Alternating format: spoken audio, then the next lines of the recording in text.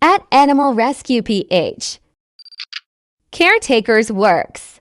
Hey guys! Ayan po, habang nagluluto si Chongberto ng pagkain ng mga rescue, yung iba namang pong caretakers ay naglilinis na po ng buong paligid ng shelter.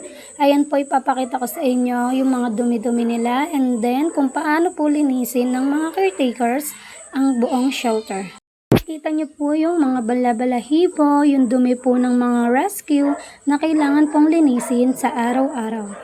And then, ito naman po ang niluluto ni Chongberto, ulo ng manok po para sa pagkain nila ngayong tanghalian.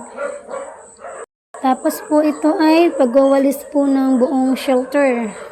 And then, ito naman po ay nililinis na ni Dante yung mga ilalim po ng mga tulugan ng mga rescue.